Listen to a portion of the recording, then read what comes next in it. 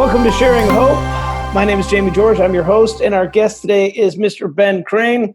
Ben is a pro golfer. He's a 5-time PGA Tour winner, played his college golf at the University of Oregon, and earned his PGA Tour card in 2002. He's a 5-time PGA Tour winner. He's played the Masters 6 times with 2 top 25 finishes.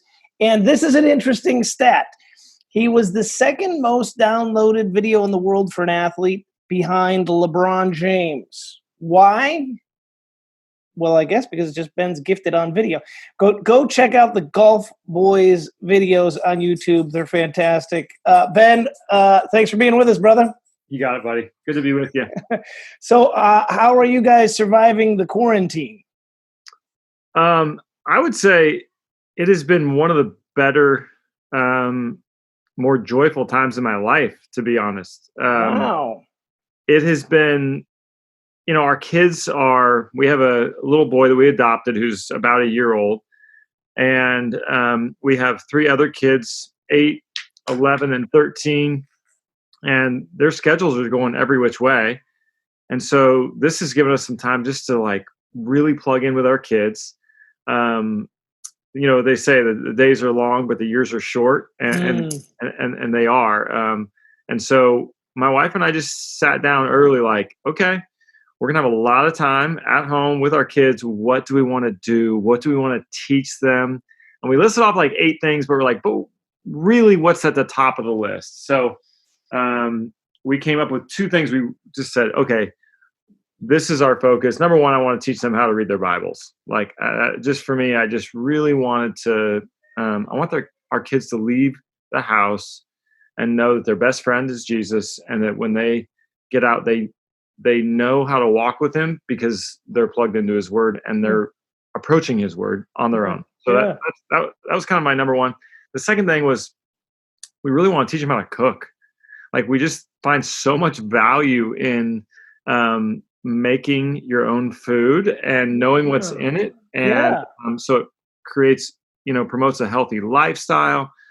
It promotes community. I mean, gathering around the table, right? Jesus could have met with his people anywhere, but most of the time he just did it around a table. And so good point. we just really place a big value on eating in our home. And we want to teach our kids what it means to cook with healthy ingredients and to be able to, okay, Cece, we'd like you to take a night and we'd like you to prepare a meal for the family. So you have to have a plan, you have to have a recipe or not. Yeah. You're going to have to know what you're doing, and you have to plan out when things come out and, that everything's kind of ready at the same time. You don't want something cold and all that. So anyway, so that's kind of a couple things that we've just said. And so all that to say, quarantine's been kind of joyful. I mean, it's difficult looking at the world. It's difficult looking at the stock market. It's difficult. I'm dealing with an injury. There's a lot of difficult things, but quarantine has been good for us. Really good for us. Well, listening to you talk about the food thing, I was thinking I should have been quarantined with you. You could have taught me. I'm really good at a salad. I'm like, that's a big thing. I hope my wife doesn't watch this interview. She's going to be like, we should have been teaching you how to cook. So I have a question for you about the kids. So while you were going through this, kind of rearranging their schedules and everything else, was there anything that they were like, oh, this will be really fun? And was there anything that they were fairly resistant about? Like I said, our daughters know each other. My 13-year-old, I was like, hey, I think I could be your history teacher. I used to be a teacher and professor, and I love history. I got this. Yeah. She was like, no way, Dad.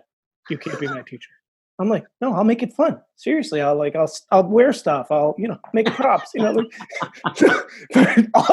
kind of rolled her eyes at me. So I actually have done a little bit with her, but it hasn't exactly been easy.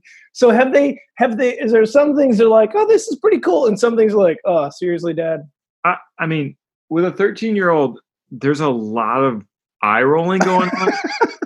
There's a lot of this is painful to hug you. This is painful to just do anything. But I've been advised by this counseling ministry here in Nashville, don't change your behavior. Don't let it change who you are. And I'm like, okay, I'm just going to keep being me, even though I'm not feeling it here. I've been trying to take them up into my golf room and teach them golf. and it's like pulling teeth getting them. I girls, listen to me. I'm like, when you are 25 years old and your husband says, Yes. let's go play golf. I'm like, you will thank me because Yes. you're a decent golfer and you can get it airborne. I'm like, Yes. this is valuable. And they're like, really? I got to do my golf lesson? Like, I mean, it's like, And by so, the way, your dad knows how to play. It's not like me teaching my kid how to play golf. I mean, I'm okay, right? I mean, I got a couple tips along the way. And then also ping pong, but it's like torture. But then once we get down there, and then once we get hitting, whatever, they're kind of into it. Yeah, yeah. I always go, okay, you want to play a game? No, that's okay. All right, I thought you were really into it, but anyway, you know how it is. No, that makes me feel so much better. Thank you. No, you're a pretty nasty ping pong player too. I know that firsthand. So I'm asking everybody. When we played, I mean, did we smell anything? Did it get a little skunky? Yeah, no, I smell blood. Is what I smelled. Oh, I think when it's 7-0, you just call the game and you call it a skunk. I mean, Yeah, I think so. Of course, you gave me the wall where I couldn't really wind up. Right. You had me backed up against that tight part of the corner. Right. It's that was the problem. Yeah. Um, so I'm asking people, hey, in this season of uncertainty, and of course, we're in Nashville. They're starting to list some things, so there's some hope, I think, at least for us, in economically and even socially, people are starting to get out. But there's a lot of uncertainty still, and people are saying what's going to happen with the fall and all this stuff. Can you go back to a season in your life where you faced a level of uncertainty that you really had no idea what was going to happen, and how did you get through it, and how are you different because of it? Yeah, I mean, I think the most level of uncertainty I've faced in my life, really revolves around the game of golf, and because you're not promised another tournament, you're not promised another season. Like, you have to earn it. And right now, I'm dealing with an injury where I just don't know if it's going to get better. And it's like a full-time job trying to get healthy. And then wrapped up in that is identity and idolatry. And it's like, it can be all consuming. There can be nights where it's like, am I going to sleep tonight? Just because I'm going, well, what am I going to do? And who am I if I'm not doing that? 93% of the people in my life only relate to me through one thing, and that's a game. And so that's been a huge level of uncertainty. And I've talked to you a little bit about, okay, so I could be transitioning into something else. What would that be? And then there's a whole dialogue and conversation about, what direction would I go? Would I stay in golf? Would I go towards ministry? Would I, do both? What would that look like? And all that. So, and then how am I getting through it? I think my wife and I just read a book by Timothy Keller called Counterfeit Gods. And Tim Keller takes the complex and just makes it simple, which is, I still need that. Like, you ask me some intellectual question, I don't really have an answer for you, but if you ask me how to make a 4-footer, I got a pretty good idea. You ask me how to spell something, I was out on the golf course that day. So I love it when pastors can break it down and make it simple. So Tim Keller, so Heather and I read this book called Counterfeit Gods together. And I was just thinking, gosh, I just need to figure out what my idol is so I can just get rid of it, and then I'll just be free. And turns out it's not like a thing where you just kind of identify it and then just repent and you're good. It's a replacing. It's like a daily replacing. It's like you have to uproot it. You have to identify it. Yes, but you have to replace it with a greater affection. And so that greater affection for us has been putting our hope in the Lord, right? Looking at him, who is above all of this, right? Who is actually allowed all of this, and trusting him. So for us, we started identifying our idols to each other. We started praying through them, and we've gotten to this deeper sense of peace in our relationship. And and now it's just allowed for a deeper layer, a deeper place with the Lord for me, to not have this I have to, because I know it's actually not who I am. It's not my true identity. Is this game of golf and how I perform at it, because I grew up in a home where I believed that if I performed, I was loved. Mm, And when you perform for your worth, mm, I mean, it is exhausting and it's never enough. It doesn't matter if when I've won tournaments before, I mean, it lasts but a day, mm. and you're saying to yourself, I got to keep this going. Yeah, what's next? Yeah, Yeah. totally. Gosh, what's the next thing I got to do to perform? Because that equals I have some worth in the world, Yeah. and maybe I'll be loved. Maybe all loved. And that's really, I mean, at the end of the day, I'm like, wow, how desperate I am for love. And I'm looking for it. I find myself looking for it in money, in friendships, just trying to feed friendships in a way that maybe they'll say something about me that will Mhm, fill me up. mm. But it never quite satisfied. Why? Yeah. Like why is nothing quenching my thirst? And when Jesus says, to the woman at the well, but if you only knew the water I have for you, Mm, that offers you water that will quench your thirst altogether. mm. You know, So like good. like, I need me some of that, Yeah. right? When do you find, and I relate to you so much in that, I have a lot of that in me, part of my story as well. How do you find, what are the days like when you feel really grounded, where you're like, I'm good, like the performance is not showing up, that idol didn't pop up that day, or at least it's not dominant. You're like, Mhm. kind of, whether I got criticized, whether I didn't, whether I was affirmed or whether I wasn't, like I was just good. Is there a spiritual practice? Is there kind of a state of mind? What do the days look like when you're feeling really grounded?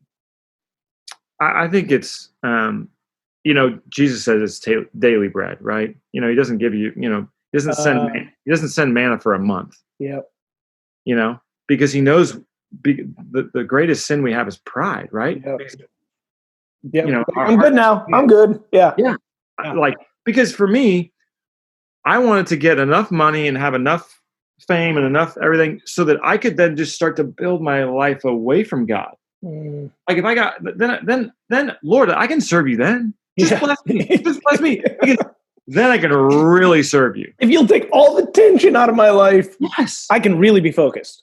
Yeah. Like I'll be your boy. Right? Totally, yes. And Yeah. so I got a friend. I have a friend of mine who says, "Hey, part of my prayers are like, dear God, please fix all this stuff in my life so I don't have to live for you or with you." yeah, Because I don't realize I'm praying that, but that's really what I'm saying. Could you orchestrate my life in such a way that I don't need you anymore? yeah. Yeah. I So don't I think realize it.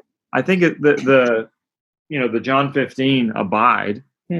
you Mm. know, basically to make your home in Jesus, right? I think it was Spurgeon, who said, I try to sprinkle a few words of prayer in between everything I do. Ah, yeah, yeah, yeah. And so what are the good days like? I think the good days are like dependence, Hmm.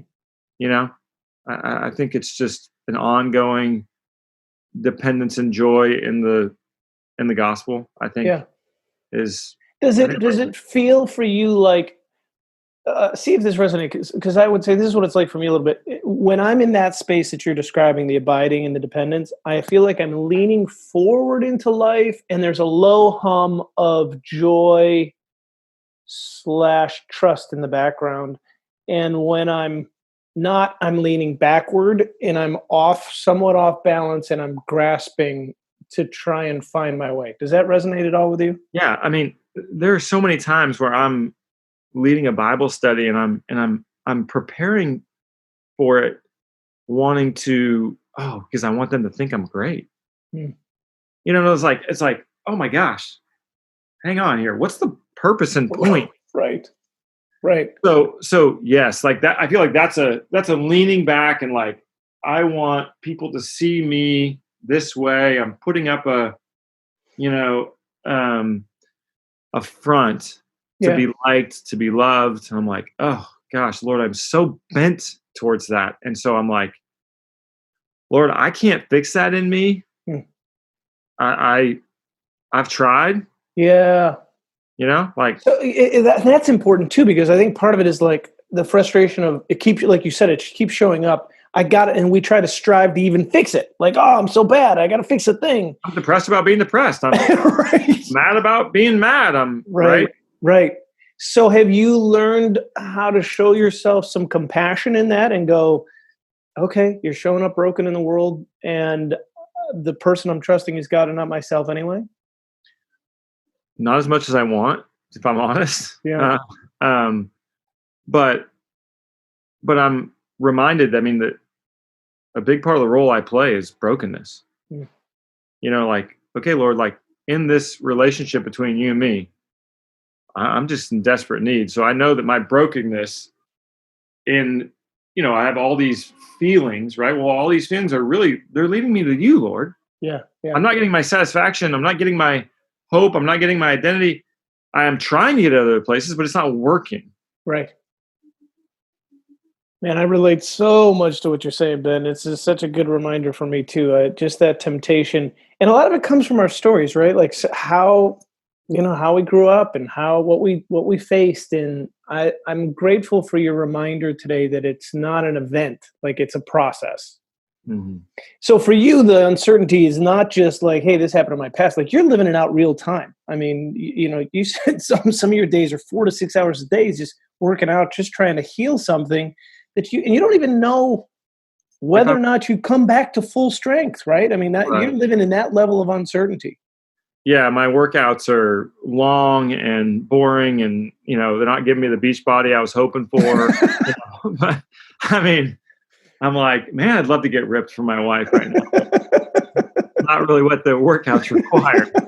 My goal is to get back to full strength and play golf. And so, yeah, I'm putting tons and tons of time in, and I'm kind of going like, is this going to work?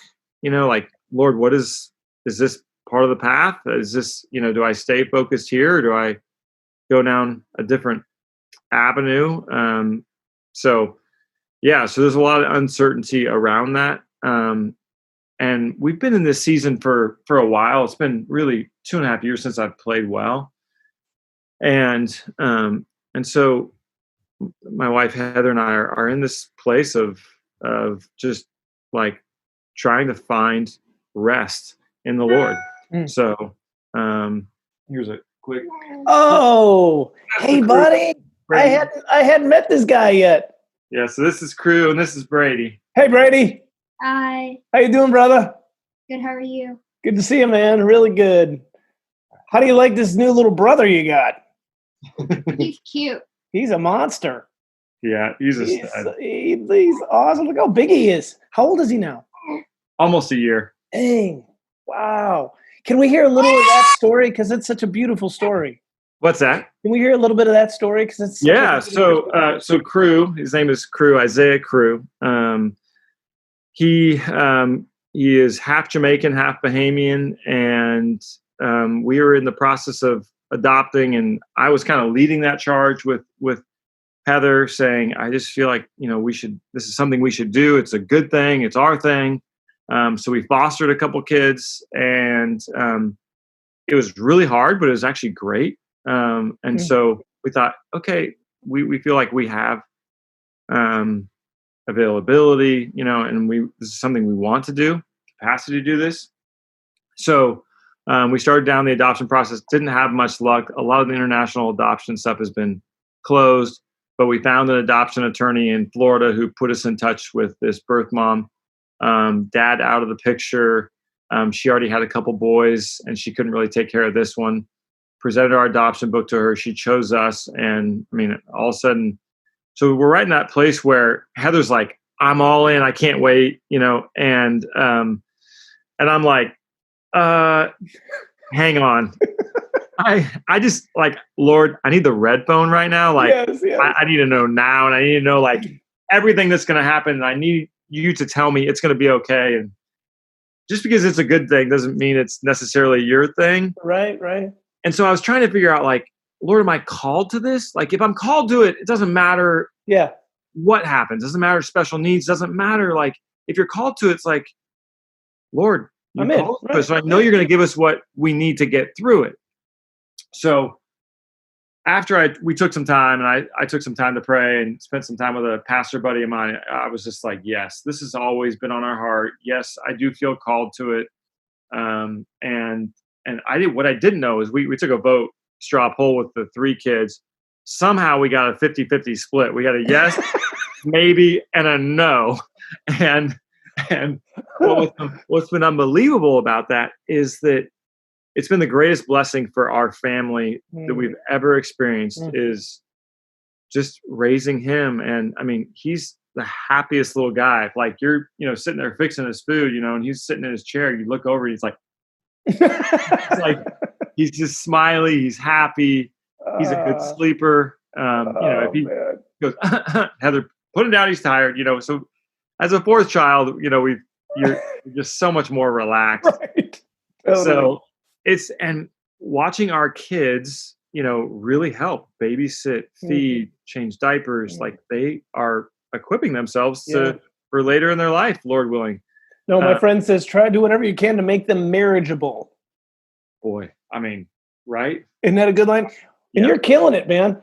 Golf, food, a little kid. I mean, here's your little brother. I mean, well done. Right. So, and it, as the Lord knew for our family, like having crew during this time of quarantine where everybody's home, has been sweet. Really, really sweet. That's beautiful. Because he's been with you for how long?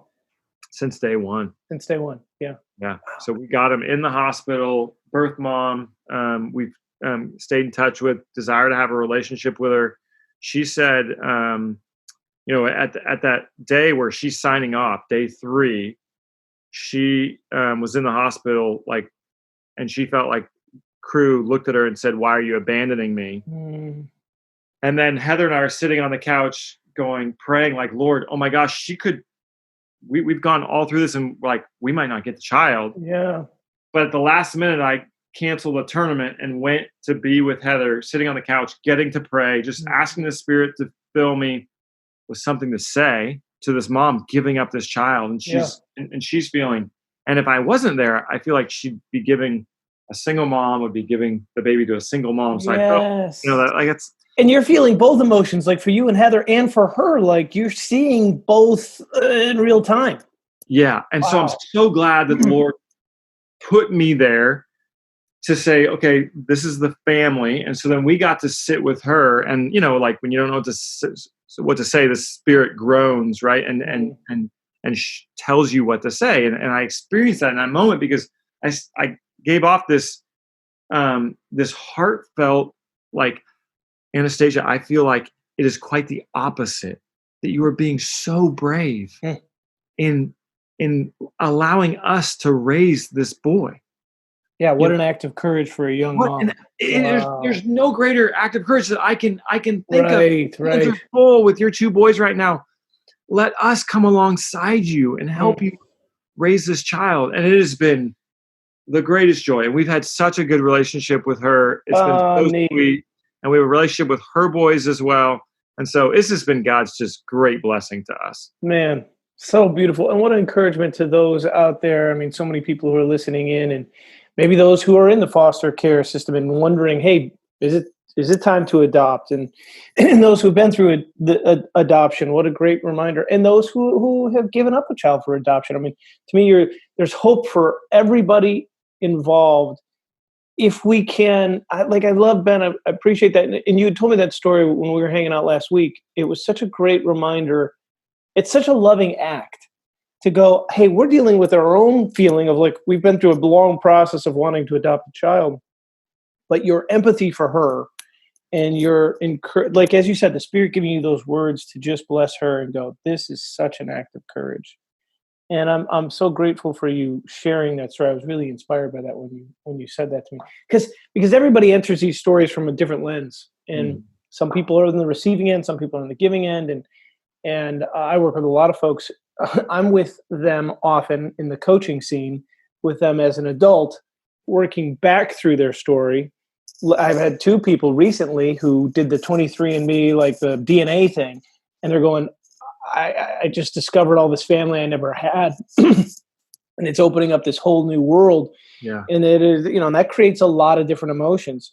And so there are certain anchor points. And so thinking about this young lady, she gets to remember that moment with you and Heather, with this father of her child saying, this new father saying, "Hey, you're a courageous young woman." What a great moment. It was a beautiful such moment. A sweet moment. One I'll never forget. And it was like her commissioning us, because she said, after I spoke to her, she said, "I never doubted it was you guys." Oh, wow. And so that was like a commissioning of, okay, I love him. And the most loving thing I feel like I can do for him is to allow you guys to raise him. And so it was like this commissioning, like, yeah, okay, like if you needed a call from God, like, there you go, right? Right, like I was asking for the red phone. I didn't even realize till right now, he didn't give me the red phone until I was sitting with her. It was her. It was her on that hospital bed. Gosh, I didn't even realize. Right, that there's ever a red phone. That's it. There it is, right there. I always knew it was you. Gosh. Right. Woo! Yeah. That's beautiful, brother. So good, man.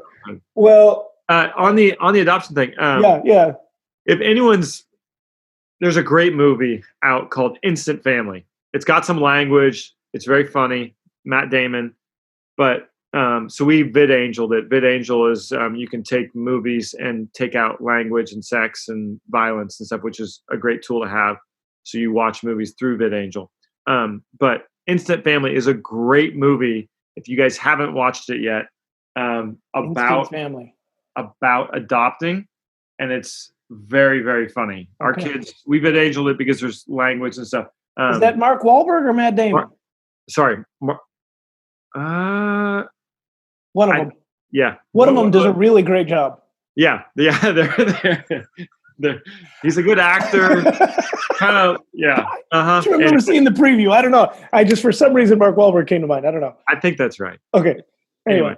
But it's a great movie. So it's kind of a fun lens into what adopting is really like, especially when you're adopting older kids. That's cool. That's really good. And great. Thank you for the resource. And as we wrap up, where can people go if they just want to kind of keep track of what's happening with you in your career and some of the fun videos you've done with the golf boys? If they just want to catch up with you, where would they go to make contact? So if you just type into YouTube Ben Crane Golf, the Golf Boys video will come up. Some fun stuff like that. I did some spoofs on how golfers work out, stuff like that. So you can find those on YouTube, and then I've got Instagram and Twitter. You can follow me, Ben Crane Golf. Okay. On that stuff. Awesome. Well, Ben, thank you for the time and the inspirational conversation, my friend. You got it, buddy. Great being with you, friend. So good to be with you. Say hi to Heather for me. Okay, we'll do it. Take care. See you, bro. See you.